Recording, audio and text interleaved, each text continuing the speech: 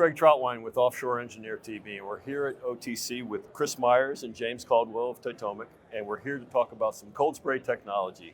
So, Chris, to start us off, why don't you give us a by the numbers look at Titomic today, just something that gives the size and the scope of the operation. Certainly, thanks for the interview. Excited to be here, excited to be at OTC. So, Titomic is a cold spray company, started in Australia, a publicly listed company in Australia. We've purchased a company in the Netherlands, and then we're opening U.S. operations in Huntsville, Alabama. So 60,000 square foot factory will open in Huntsville, Alabama on June 2nd. We're going to build the cold spray machines. We're going to have a line for repair parts, and we're going to have a line to make brand new parts.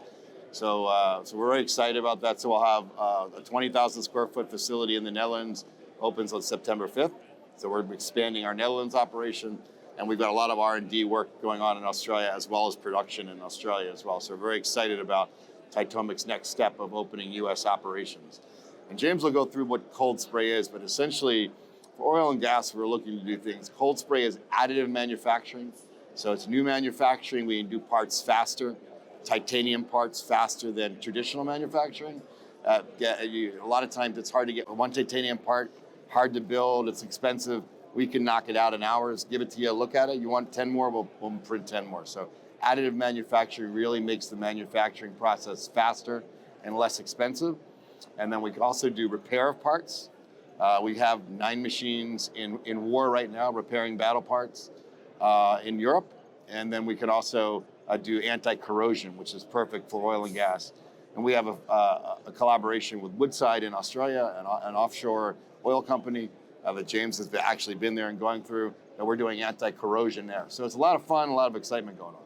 Okay, well, anti-corrosion and efficient manufacturing are something that's definitely going to perk the ears of offshore engineers. So, absolutely. So, James, could you, I guess, take a bit of a deeper dive just into cold spray technology, specifically what it is and where we find it? Yeah, sure. So basically what we do is we get a fine metal powder, almost like a talcum powder.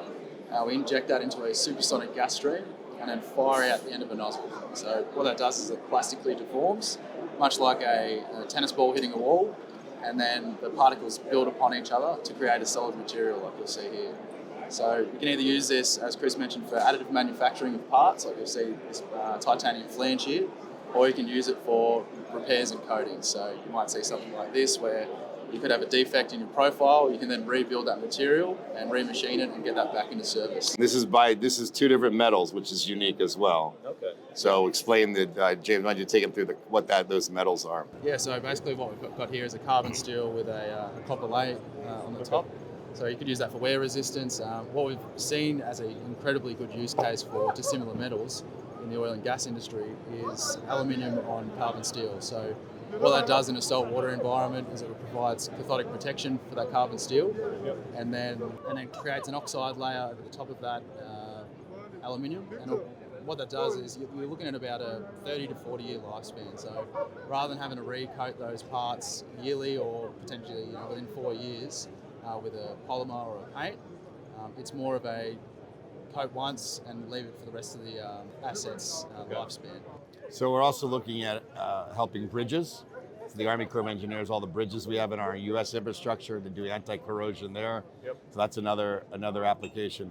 And one of the interesting things about our particular cold spray technology, we can do very large parts.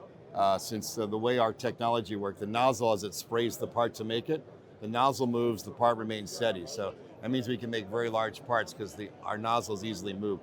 If you have to move the part, it would really, you'd be restricted on the side.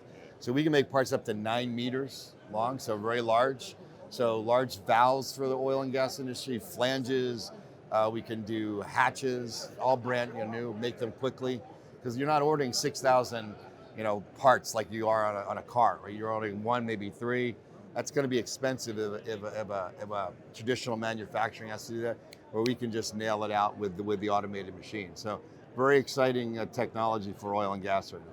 Okay, so when you look at the technology and its application in oil and gas and defense and maritime, I guess what is the real value proposition? I know we were talking before about the ability to use this on rigs where hot work might have to shut down operations. So when you're talking to someone who's operating a facility offshore and you know they need to keep that facility working to continue to make money, what are the value proposition?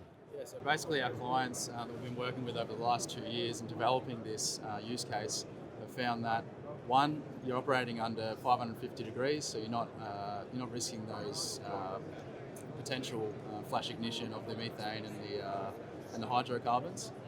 Two, surface preparation is very minimal, so we're seeing our bond strengths comparative to traditional ways of coating these assets is much higher. So that means that we don't have to prep the surface quite as in terms of abrasive blasting, which can be a problem in certain areas on the platforms, around instrumentation. There's also the need for removing that media. And then three, it's ease of use. So we can hook these things up to a compressor, our portable systems. At 20 bar of pressure, we can spray a plate 300 by 300 millimeters in about 5 to 10 minutes. Incredibly easy to use, so minimal training required for the operators as well. So put it succinctly, we can be on platform. You don't have to shut the platform down because it's cold spray. It can be done very quickly, efficiently, and you don't have to send parts off the facility. So everything can be done while you're operating on offshore. For aerospace and defense, very similarly. If I had to repair a part and take it offline and go back, it shuts things down if I don't have a part right away to replace. This I can repair the part on the ship without impacting its mission. Same thing on ground forces. I've got bullet holes in a vehicle or something, I could just repair it in field. I don't have to send the truck back or a part back to put that out of harm's way. I can do it in harm's way, fix it. A big deal for operating in theater in terms of battle from that perspective. And also just brand new parts, like I said. Often if you want to do one part and try it out, a titanium part will cost a fortune and take like 17 months to do one part because they're very busy. We can knock it out in hours. You like the part, great. You don't like the part, you want to fix it, you want to change it. We can do all that in hours, the turnaround cycle, and get them out to you. So for this additive manufacturing and this efficiency of repair really helps your bottom line. When you look at the two parts of your business, you have the new parts manufacture and you have the repair. What's the big driver for your business today, and how do you see that going forward in the coming, say, 12 to 24 months? Well, we want to do 50-50. We want to do both, right? So we're doing a lot of repair work now, but we're also getting contracts to do additive manufacturing because that is a big deal right now in the U.S. defense business as well as the global aerospace. So I think we're looking to see both. And then also, as James mentioned, on the anti-corrosion.